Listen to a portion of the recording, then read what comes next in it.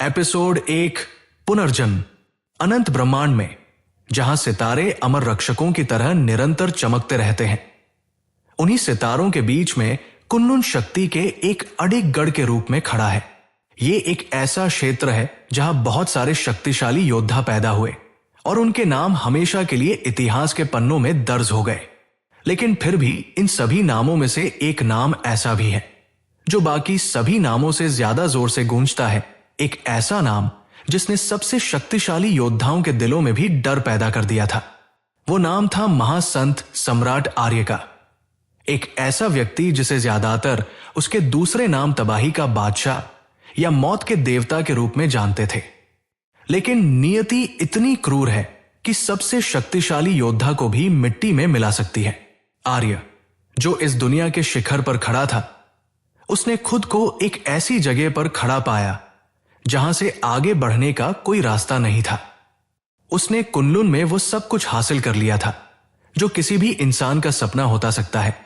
लेकिन वो बहुत अच्छे से जानता था कि चाहे वो कितना भी शक्तिशाली क्यों न हो जाए, अंततः उसे मौत के सामने घुटने टेकने ही पड़ेंगे। एक न एक दिन वो बूढ़ा होकर मर जाएगा, भले ही उसकी उम्र 1,00,000 साल से भी अधिक क्यों ना हो। आर्य, एक अनाथ जिसने अपना पूरा जीवन युद्ध में बिताया था, उसने कभी आत्मसमर्पण करना नहीं सीखा था। रोटी के एक निवाले के लिए संघर्ष करने से लेकर कुनलुन का सबसे शक्तिशाली योद्धा बनने तक उसने कभी नियति के आगे घुटने नहीं टेके। और इसलिए वो अपनी तलवार लेकर महल के पीछे संत पहाड़ पर गया, जहां उसने अपनी तलवार से स्वर्ग को चीरकर देवलोक का रास्ता खोल दिया। लेकिन देवलोक से आए हुए देव उसकी सोच से बहुत ज्यादा शक्तिशाली थे। कुनलुन की रक्षा करने और देवताओं को नष्ट करने के लिए आर्य ने अपना सब कुछ बलिदान कर दिया। अपना जीवन, अपनी शक्ति, अपनी साधना, यहां तक कि अपने खून ली आखिरी बूंद भी। आर्य उन देवों के साथ ही देवलोक के द्वार पर मर गया। लेकिन वह अपने पीछे एक ऐसी विरासत छोड़ गया जिसे युगों तक याद रखा जाएगा। लेकिन नियति आम इंसानों की तरह इच्छाओं से बंधी नहीं है। ये अपना ताना बाना खुद बुनती है और कोई भी इसका अनुमान नहीं लगा सकता। इसी तरह से लगभग 1 शताब्दी बीत गई और इस ब्रह्मांड के सबसे शक्तिशाली महासंत सम्राट आर्य का नाम भी इतिहास के पन्नों में कहीं खो गया। कुनलुन के एक दूर दराज कोने में एक 15 या 16 साल का एक लड़का अचानक जाग उठा। उसका शरीर कमजोर और घायल था, लेकिन उसके भीतर एक तूफान उमड़ रहा था। उसके दिमाग में पिछले जन्म की यादें लहरों की तरह उमड़ रही थी और वर्तमान में विलीन हो रही थी।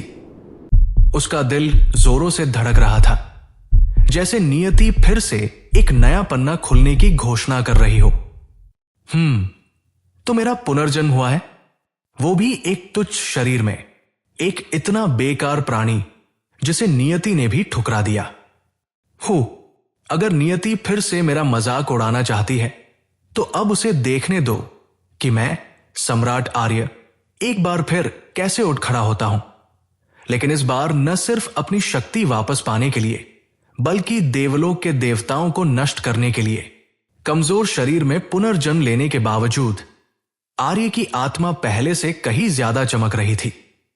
नियति ने उसे दूसरा मौका दिया है और इसीलिए इस बार वो अपनी नियति खुद लिखेगा। आर्य ने सिर उठाया और पाया कि वो एक अंधेरे टूटे फूटे कमरे में था। दीवारों पर दरारें थी और दरवाजा कसकर बंद था। हां, आर्य यहां कैद है।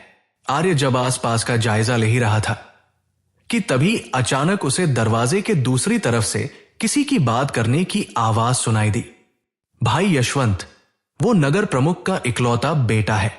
भले ही ये बेकार और निकम्मा है, लेकिन नगर प्रमुख इससे बहुत प्यार करते हैं। अगर नगर प्रमुख को इस बारे में पता चल गया तो वो हमारी खाल उतारकर हमें नगर के चौक पर लटका देंगे।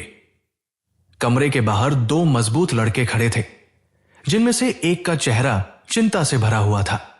यह करीम नगर से काफी दूर एक सुनसान जगह थी, इसीलिए आम दिनों में यहां कोई नहीं आता था। डरने की कोई जरूरत नहीं है, किसी को भी इस बारे में पता नहीं चलेगा। यहां तक कि नगर प्रमुख को भी नहीं। और वैसे भी जब हम इसका खून पीकर अपनी साधना के बढ़ते ही हमेशा के लिए करीम नगर छोड़ देंगे। यजवन, मैं जानता हूं कि तुम अपनी पूरी जिंदगी एक हारे हुए व्यक्ति की तरह नहीं बिताना चाहते। यशवंत ने चेहरे पर एक क्रूर भाव के साथ यजवन से कहा। यशवंत की बात सुनकर यजवन के चेहरे पर चिंता के भाव गायब हो गए और तुरंत उसके चेहरे पर भी यशवंत के चेहरे की तरह ही क्रूर भाव आ गए। हमारे पास अब पीछे हटने का कोई रास्ता नहीं है। नगर प्रमुख ने अपने इकलौते बेटे पर बहुत पैसा खर्च किया है। जब से वो पैदा हुआ है तभी से उसे बहुत सी कीमती गोलियां खिलाई गई है। लेकिन ये कचरा अभी भी प्राण क्षेत्र दायरे के पहले स्तर पर है। लेकिन अगर यही गोलियां हमें दी गई होती तो हम बहुत पहले ही प्राण सागर दायरे में पहुंच चुके होते। यहां तक कि हमारे लिए भौतिक चक्र दायरे में पहुंचना भी असंभव नहीं होता। लेकिन अफसोस वे सभी गोलियां इस कचरे पर बर्बाद हो गई। लेकिन कोई बात नहीं, हम अब भी उनका आनंद ले सकते हैं। हुमैन बस सिर्फ 3 दिन और इंतजार करना है। शुद्धिकरण की गोली से उसके शरीर की सारी अशुद्धियां साफ हो जाने के बाद हम इसका खून पीकर अपनी ताकत बढ़ाएंगे और चुपचाप करीम नगर से कहीं बहुत दूर चले जाएंगे। यशवंत ने अपने चेहरे पर क्रूर मुस्कान के साथ कहा। इन दोनों के बीच की बातचीत सुनकर आर्य, जिसने अभी अभी इस शरीर में अपनी आंखें खोली थी, उसके चेहरे पर एक क्रूर मुस्कान आ गई। मेरा खून पीने का सपना देख रहे हो? खून का तो पता नहीं, लेकिन तुम मेरा पेशाब जरूर पियोगे। इस आर्य की यादों को खोजते हुए सम्राट आर्य को पता चला कि बाहर 2 लोग कौन थे। ये दोनों नगर प्रमुख निवास के पहरेदार थे और इन्होंने नगर प्रमुख के बेटे और नगर प्रमुख महल के छोटे मालिक को नुकसान पहुंचाने की कोशिश की। इसके साथ ही ये दोनों मूर्ख आर्य को मारकर उसका खून पीने के भी सपना देख रहे थे। ये सब सुनने के बाद आर्य को जरा सी घबराहट महसूस नहीं हुई। उसने अपनी पिछली जिंदगी में सबसे महान संत के रूप में अनगिनत मुसीबतों का सामना किया था। इसके अलावा इस शरीर की अशुद्धियों को दूर करने के लिए इसे जो शुद्धिकरण की गोलियां खिलाई गई है, उनका असर होने में अभी भी लगभग 3 दिन का समय लगेगा। लेकिन आर्य के लिए इन दोनों से निपटने के लिए 3 दिन का समय पर्याप्त होगा। बाहर के 2 पहरेदारों को नजरअंदाज करते हुए आर्य ने अपने शरीर का निरीक्षण करना शुरू कर दिया। अपने शरीर में बड़ी मात्रा में कीमती गोलियों की शक्ति को महसूस करके वो तुरंत उत्साहित हो गया। ये सभी कीमती गोलियां उसके पिता ने उसे बचपन से दी थी। इस शरीर का पिता अपने बेटे को अच्छी गोलियां खिलाना तो जानता है, लेकिन शायद वो ये नहीं जानता कि उसके बेटे का शरीर उन्हें अवशोषित नहीं कर सकता। इसीलिए उन सभी गोलियों की शक्ति इसके शरीर में जमा हो गई है, जिसकी वजह से कभी न कभी कुछ बुरा हो सकता था। लेकिन मेरे लिए यह शरीर किसी अद्भुत खजाने से काम नहीं है। आर्य वहां चेहरे पर मुस्कान लिए बैठा था। वो सबसे बड़ा संत हुआ करता था। उसके लिए इस शरीर में जमा गोलियों को अवशोषित करना चुटकी बजाने जितना आसान काम था। इन दोनों पहरेदारों ने मुझे जो शुद्धिकरण की गोली खिलाई है, हालांकि ये बहुत कमजोर है, लेकिन फिर भी इस शरीर के लिए इसके लाभ, बहुत सारे लाभ हैं। और इसीलिए अब मैं जल्दी ही इस शरीर में जमा सारी गोलियां को अवशोषित कर लूंगा। थोड़ी देर तक अपनी यादों को खंगालने के बाद आर्य को एक ऐसी कला याद आई जिससे गोलियों से ताकत अवशोषित की जा सकती थी। कला के मिलते ही आर्य ने उसका इस्तेमाल करना शुरू कर दिया। आर्य ने जैसे ही कला का इस्तेमाल करना शुरू किया, उसके शरीर में जमा गोलियों की सारी शक्ति उसके शरीर में घूमने लगी और उसका शरीर गोलियों की शक्ति को अवशोषित करने लगा। गोलियों ने उसके शरीर, उसकी हड्डियों, उसके खून, ये तक कि उसकी त्वचा को परिष्कृत करना शुरू कर दिया। उन गोलियों की शक्ति अवशोषित हो ही रही थी कि तभी सफाई की गोलियों ने भी अपना काम शुरू कर दिया, जिससे आर्य को अपने शरीर की अशुद्धियों से छुटकारा पाने में मदद मिली। पिछले 10 सालों में उसने जितनी भी गोलियां खाई थी, वे बहुत ज्यादा ताकतवर थी। उसका शरीर सचमुच एक चलता फिरता खजाना बन गया था। यह लड़का वास्तव में बेकार था। इसमें कोई आश्चर्य की बात नहीं है कि ऐसे लोग हैं जो इसे नुकसान पहुंचाना चाहते हैं, और बस इसी तरह मैं इस शरीर में संग्रहित सभी गोलियों की शक्ति को जल्द ही अवशोषित कर लूंगा। आर्य ने एक मुस्कुराहट के साथ धीमी आवाज में खुद से कहा। गोलियों की भारी मात्रा लगातार उसके शरीर को परिष्कृत करके उसे आध्यात्मिक शक्ति में बदल रही थी, जिसकी वजह से हर गुजरते पल के साथ उसकी साधना बढ़ रही थी। की आवाज के साथ वो प्राण क्षेत्र दायरे के दूसरे स्तर पर पहुंच गया। सिर्फ 1 घंटे में आर्य ने अवरोध को तोड़ दिया और प्राण क्षेत्र दायरे के दूसरे स्तर पर पहुंच गया। पहला स्तर, दूसरा स्तर, तीसरा स्तर, चौथा स्तर, 5वां स्तर। आर्य ने एक के बाद एक स्तरों के अवरोधों को तोड़ना जारी रखा और इसी तरह वो प्राण क्षेत्र दायरे के 5वें स्तर पर पहुंच गया, वो भी एक ही दिन के भीतर। लेकिन अब भी उसके शरीर में बहुत ज्यादा गोलियां जमा थी। हालांकि वह प्राण क्षेत्र दायरे के 5वें स्तर पर पहुंच गया था, लेकिन उसने अपने शरीर में जमा गोलियों में से आधी भी इस्तेमाल नहीं की थी। दरवाजे के बाहर यशवंत और यजवन अपने चेहरे पर चिंता भरे भाव लिए बेसब्री से इधर उधर करते हुए घूम रहे थे। भाई यशवंत, अब 1 दिन हो गया है, क्या अब हमें उसे मारकर उसका खून लेकर चले जाना चाहिए? यजवन ने चिंतित स्वर में पूछा। नहीं, शुद्धिकरण की गोली को उसके शरीर की सारी अशुद्धियां पूरी तरह से निकालने में 3 दिन लगेंगे और हमें तब तक इंतजार करना होगा, यशवंत ने कहा। वहीं दूसरी तरफ आर्य अभी भी कमरे के अंदर अपने पैरों को मोड़कर बैठा था और अपनी साधना बढ़ने की सुखद अनुभूति महसूस कर रहा था। कुनलुन में सभी लोग साधना करते हैं। जब कोई व्यक्ति प्राण क्षेत्र दायरे के 9वें स्तर पर पहुंच जाता है तो वो अपने डैंटियम में प्राण सागर बनाने में सक्षम हो जाता है और प्राण सागर क्षेत्र में पहुंच जाता है। प्राण सागर दायरे के बाद भौतिक चक्र क्षेत्र, दिव्य चक्र क्षेत्र और ब्रह्म चक्र दायरे आते हैं। लोग इन क्षेत्रों को 5 आधारभूत स्तर कहते हैं। प्राण क्षेत्र दायरे के 5वें स्तर पर पहुंचने के बाद भले ही आर्य की साधना बढ़ने की गति काफी कम हो गई, लेकिन फिर भी वो रुका नहीं। उसने गोलियों की ऊर्जा को परिष्कृत करके आध्यात्मिक ऊर्जा में बदलकर अवशोषित करना जारी रखा। 2 दिन बाद आर्य ने आखिरकार अपने शरीर के भीतर संग्रहित सभी गोलियों का इस्तेमाल किया और 8वें स्तर के शिखर पर पहुंच गया, जो 9वें स्तर से बस एक कदम दूर था। मैं 3 दिनों में 8वें स्तर पर पहुंच गया हूं। ऐसा लगता है कि मैं इस शरीर की सीमा तक पहुंच चुका हूं। आर्य शांत दिख रहा था। अगर कोई दूसरा व्यक्ति होता जो 3 दिन में पहले स्तर से 8वें स्तर पर पहुंच जाता तो वो बहुत खुश होते, लेकिन आर्य सबसे महान संत था। उसने अपने पिछले जीवन में पहले से ही बहुत कुछ अनुभव किया था। सच कहूं तो वो सिर्फ एक राक्षस था। हां, आखिरकार खून पीकर साधना बढ़ाने का समय आ ही गया। जैसे ही दरवाजा खुला, आर्य ने पहरेदारों को हंसते हुए सुना, लेकिन जैसे ही वे दोनों आर्य के सामने आए, आर्य ने उनसे क्रूर आवाज में कहा, मेरा खून पीने के सपने देख रहे हो?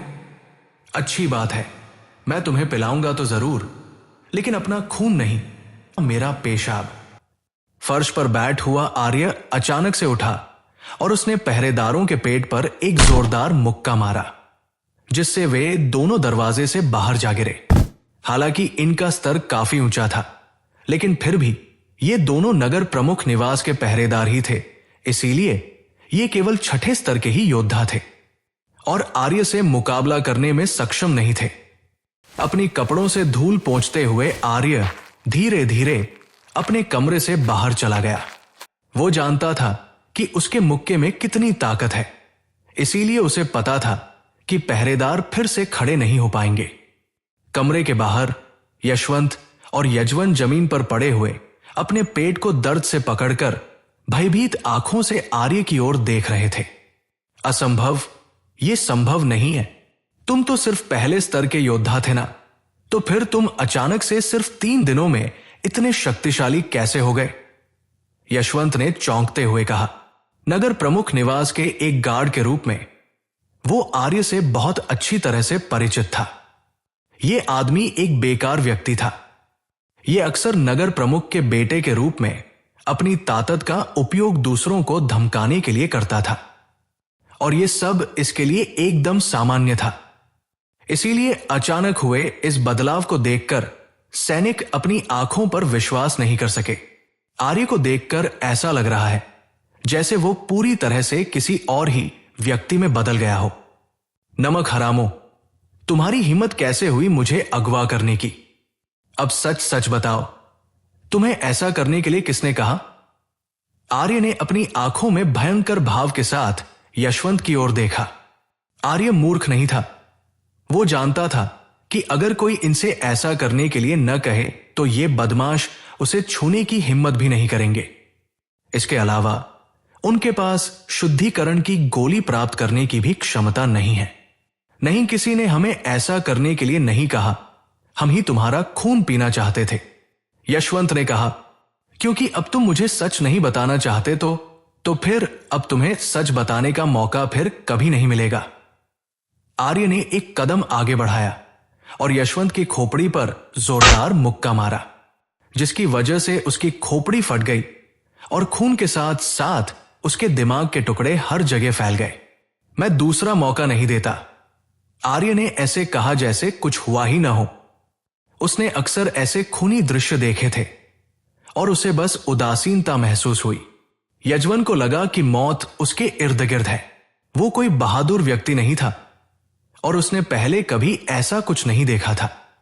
उसका चेहरा पीला पड़ गया था और उसका शरीर हिंसक रूप से कांप रहा था। अब तुम्हारी बारी है, बताओ तुम्हें ऐसा करने के लिए किसने कहा? आर्य ने पलटकर यजवन से पूछा। नहीं, सच में किसी ने हमें ऐसा करने के लिए नहीं कहा। कृपया मुझे माफ कर दो छोटे मलिक, मेरी जान बख्श दो। यजवन का चेहरा पीला पड़ गया था। उसके सामने वाला व्यक्ति वो छोटा मलिक नहीं था जिससे वो परिचित था। जिस तरह से उसने यशवंत व्यक्ति को मारा वो बहुत क्रूर था।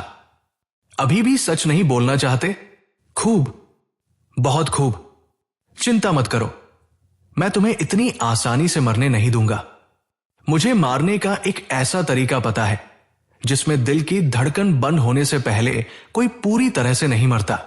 तो सबसे पहले मैं तुम्हारे दोनों हाथ पैर काट दूंगा, फिर तुम्हारी नाक, तुम्हारा कलेजा और फिर तुम्हारा गुर्दा भी निकाल दूंगा, ताकि मैं तुम्हें दिखा पाऊं कि तुम्हारे शरीर के अंदर क्या है। और इस सब के बाद मैं तुम्हारा दिल निकालूंगा। लेकिन अगर तुम्हारी इच्छा शक्ति दृढ़ है तो तुम अपना दिल धड़कता हुआ देख पाओगे। आर्य ने विस्तार से बताया। ठीक है, मैं सब कुछ सच सच बताता हूं।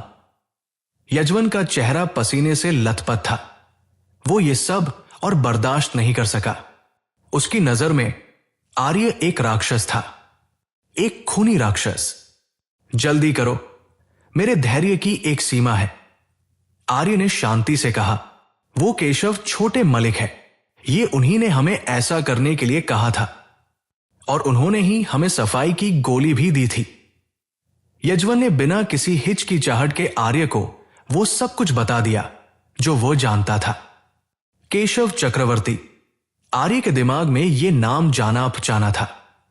योगराज ने एक और बच्चे को गोद ले लिया था ताकि उनके के न रहने के बाद गोद लिया हुआ पुत्र आर्य की देखभाल करेगा, क्योंकि आर्य बचपन से ही सामान्य बच्चों की अपेक्षा बहुत ज्यादा कमजोर था। और केशव ऐसा करता भी था।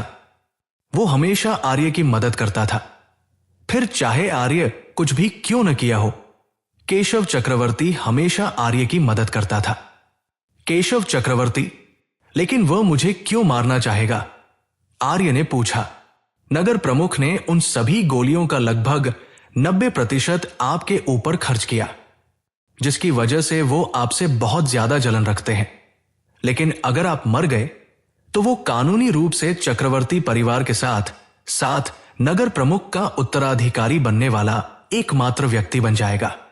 इसके अलावा कल मौर्य परिवार और चक्रवर्ती परिवार के बीच विवाह की सगाई का दिन भी है, और यदि अगर आप मर जाते हैं तो वो मौर्य परिवार की बेटी से शादी कर सकेगा। यजवन ने आर्य को वो सब कुछ बताया जो वो जानता था, और कुछ या बस इतना ही। आर्य के चेहरे पर एक बड़ी सी मुस्कान थी। मौर्य परिवार वसंतपुर का एक उच्च वर्ग का परिवार था। वे व्यापार उद्योग में बड़े थे। ये तक कि नगर प्रमुख भी उन्हें भड़काने की हिम्मत नहीं करते थे। अगर चक्रवर्ती परिवार और मौर्य परिवार के बीच में शादी होती है तो इससे दोनों ही परिवारों को बहुत बड़ा लाभ होगा। ये केशव चक्रवर्ती एक चालाक आदमी है। अगर ये महासंत सम्राट आर्य के पुनर्जन्म से पहले वाला आर्य होता तो ये अब तक मर चुका होता। लेकिन अब चीजें बिल्कुल अलग है, क्योंकि अब केशव चक्रवर्ती का सामना खुद क्रूरता के बादशाह और विनाश का देवता, महासंतों का महासंत सम्राट आर्य से होगा, जिसका नाम सुनते ही संत से लेकर महासंत तक कांपने लगते थे। राजा महाराजा अपना सिंहासन छोड़ देते थे, विशालकाय सेनाएं भाग खड़ी होती थी और नदियां अपना रास्ता बदल लेती थी। छोटे मलिक, मैंने आपको वो सब बता दिया है जो मैं जानता हूं। मेरी जान बख्श दो, मैं आपकी मदद करने के लिए सब कुछ करूंगा। यजवन ने आर्य की ओर अपना सर जमीन पटक कर अपने जीवन की भीख मांगते हुए कहा, मुझे तुम्हारे जैसे मूर्ख की जरूरत नहीं है। आर्य ने अपनी हथेली यजवन की ओर घुमाई और उसकी विनती तुरंत शांत हो गई। दोनों पहरेदारों को मारने के बाद आर्य ने आसमान की ओर सिर उठाया तो पाया कि अब बहुत देर हो चुकी है। जब वो उस स्थान से बाहर निकला तो देखा कि वो एक सुनसान जगह से घिरा हुआ था और यहां की हवा दुर्गंध से भरी हुई थी। उसकी याददाश्त के अनुसार यह वसंतपुर की सबसे सुनसान जगह थी और ये 10 साल से भी ज्यादा समय से सुनसान पड़ी थी। इसीलिए आम दिनों में यहां कोई भी नहीं आता। यशवंत बंधुओं ने इस जगह को ढूंढकर और उसे यहां कैद करके वाकई बहुत बढ़िया काम किया। मैं अपने पिछले जन्म में सबसे शक्तिशाली व्यक्ति था, इसलिए मैं इस जन्म में कमजोर नहीं रहूंगा। मेरा पिछला जन्म चला गया, जो बीत गया सो बीत गया, क्योंकि अब मैं इस शरीर में हूं। इसलिए अब से मैं तुम हूं, एक नया आर्य। अब से तुम्हारा परिवार मेरा परिवार है और तुम्हारे दुश्मन मेरे दुश्मन होंगे। आर्य ने खुद से और आर्य की आत्मा से यह वायदा करने के बाद आसमान को चमकती आंखों के साथ देखा और फिर वो इस सुनसान जगह से चला गया। जैसे ही आर्य ने अपने हाथों से खून पोंछा, उसकी आंखों में एक ठंडी चमक चमक उठी। केशव, तुम मुझे मरवाना चाहते थे। तुम्हें पता नहीं है कि तुमने किस तरह के राक्षस को जगाया है। वो खंडहर हो चुकी इमारत से बाहर निकला। ठंडी रात की हवा में फुसफुसाहटें थी जो केवल वो सुन सकता था। कुछ अलग था। ये पुनर्जन्म सामान्य नहीं था। उसकी आत्मा में एक अजीब सी अनुभूति हुई, मानो कोई भूली हुई शक्ति उसके भीतर गहराई से हलचल मचा रही हो। फिर थोड़े से क्षण के लिए उसने इसे सुना। एक भयानक आवाज उसके दिमाग में गूंज रही थी, कुनलुन, तुम्हारा भाग्य तुम्हारा अपना नहीं है। आर्य की आंखें सिकुड़ गई। क्या यह उसके पिछले जीवन का अवशेष था या कुछ और भी भयावह? कल वो केशव का सामना करेगा, लेकिन एक गहरा सवाल उसे परेशान कर रहा था। उसे वापस कौन लाया था और क्यों? इन अभी प्रश्नों के उत्तर जानने के लिए सुनते रहिए रिटर्न ऑफ सम्राट आर्य, सिर्फ और सिर्फ ऑडियोवर्स यूट्यूब चैनल पर।